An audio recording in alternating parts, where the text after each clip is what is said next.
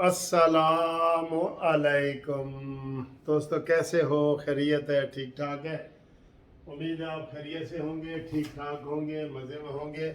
इंशाल्लाह हम आपके लिए वीडियो एक और बड़ी अच्छी ब्रेकिंग न्यूज़ लेके आए हैं।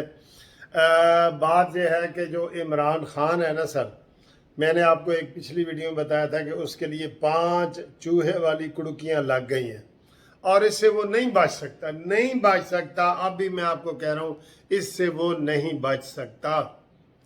अगर वो इन 5 कुड़कियों में से बच जाता है तो मेरे ख्याल है फिर सारे हम इमरान के साथ ही मिल जाए। जब इतने बड़े बड़े, एक होती है मिस्टेक और एक होता है बलंडर, बड़ी गलती, फाश गलती। एक होती है गलती और एक होता है गलतान, ये मैं उर्दू में कह दूं मिस्टेक और बलंडर। इमरान खान ने इतने बलंडर किए हैं कि अब वो इसमें से बच नहीं सकता, ठीक है। और वो बलंडर जो है, तोशाखाना का केस हो, इलेक्शन कमीशन का फॉरेन फंडिंग का केस हो, तौहीन अदालत का केस हो, ये जनाब बगावत का केस हो, ये सारी चीज़ें हैं।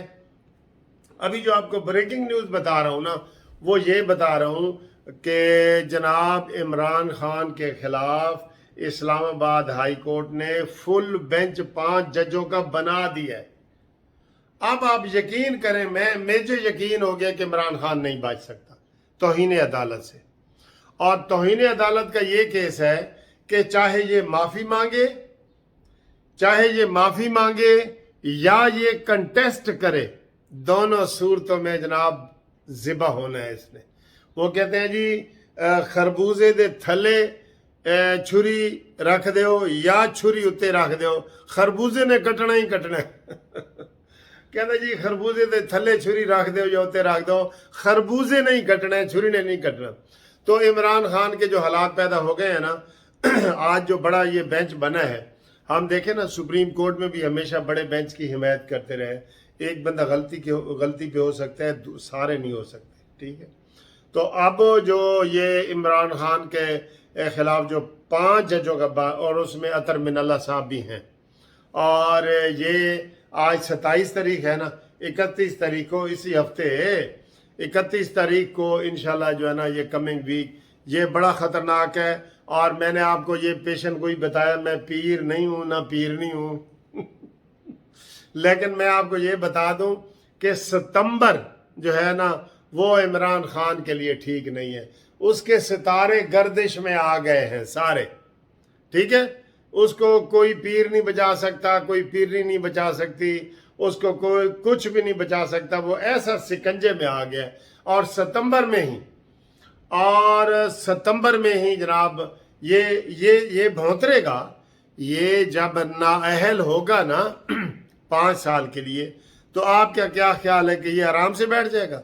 ये तूफान बदतमीजी पैदा करेगा जैसे ये कर रहा है। ये आया जिस मिशन पे, वो पूरे मिशन कर रहा है। इसराइली टीवी इसकी हिमायत कर रहा है, इसराइली मीडिया इसकी हिमायत कर रहा है, अक़वाम मुत्तहिदा में इसका नाम लिया गया है, जहाँ कभी बेचारे कश्मीरियों की जो करारदाद पेंडिंग पड़ी है उसके जिक्र कभी नहीं हुआ, लेकिन इसका लिया गया है। तो आप इससे अंदाज़ा लगा लेना, ये चिराग सहर है, चिराग सहर हूँ बुझा चाहता हूँ।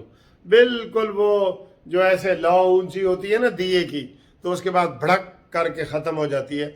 इसने कोशिश करनी है कि मैं रोले डालूं, मैं दंगे फसाद करूं, मैं आवाम को कहूं निकल आओ सड़कों पे, तोड़ फोड़ करो, सरकारी इमलाक को नुकसान पहुंचाओ, वापडा को नुकसान पहुंचाओ, ये करो वो करो, बहाने से कि बिजली के बिल आ गए वापडा, इसने करना है। लेकिन अब ये बच नहीं सकता, ये ज़हन में रख लें, ये बच नहीं सकता। और मैंने कल भी, आपने वो वीडियो बड़ी पसंद की है जो मैंने कहा था कि ये एक फिल्म 3 घंटे की होती है, तो पौने 3 घंटे जो है वो विलन का राज होता है और आखिरी 15 मिनट में हीरो आ जाता है, फिर वो फिल्म का एंड हो जाता है, ठीक है। तो इमरान खान के पौने 3 घंटे गुजर गए हैं।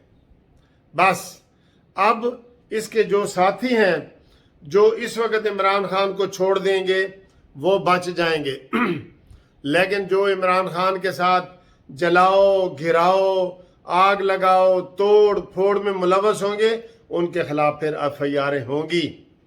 جیسے یہ اس میں ہوا ہے، ایک ایف آئی آر میں ہوا ہے نا، لیکن وہ ایف آئی آر چھوٹی سی ہے، وہ 186 کی، وہ 188 کی، 144 کی خلاف ورزی 188 ہوتی ہے۔ دفعہ 144 کی خلاف ورزی میں 17 ان کے جو لیڈر ہیں ان کے نام آئے ہیں، اسی طریقے سے بغاوت والے میں بھی 17 آئیں گے انشاءاللہ۔ تو یہ ان کو میں کہہ رہا ہوں جو عقل مند ہے، عمران خان مرنے مارنے پہ تلا ہوا ہے، وہ کہتا ہے میرا آگے پیچھے کچھ نہیں ہے اور ہے بھی نہیں، اور انشاءاللہ ہوگا بھی نہیں اس کا، ٹھیک ہے۔ وہ کہتے ہیں نا، میں چلیں وہ اسلامی حوالے سے مثال نہیں دیتا، یہ انشاءاللہ تعالی اسی طریقے سے رہے گا، اب تاری رہے گا، اب تر۔ تو اس نے جو پلان بنائے ہیں نا وہ فیل ہو جائیں گے۔ پاکستان کے خلاف جو بھی پلان بنائے گا انشاءاللہ تعالی خیر ہو جائے گا، اس کے لوگ ہی نکل آئیں گے۔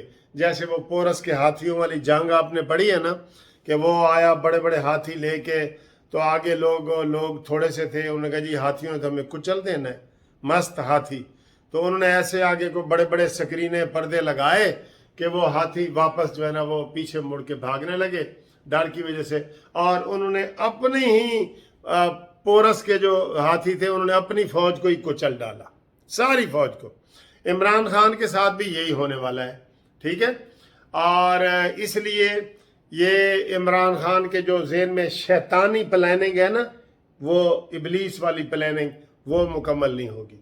آج بھی دیکھیں پورا پاکستان، پوری سیاسی جماعتیں، سارے لوگ، سارا میڈیا وہ لگا ہوا ہے یہ بیچارے لوگوں کو بچانے کے لیے، اپیل کرنے کے لیے، اور عمران خان اس وقت جو ہے جیل میں جلسہ کر رہے ہیں۔ یہ بے شرم نہ ہوتا تو یہ جلسہ منسوخ نہ ہوتا۔ اس سے آپ اندازہ لگا لیں کہ یہ ایسا نہیں ہے، اس کو صحیح طریقے سے قابو کرنا پڑے گا۔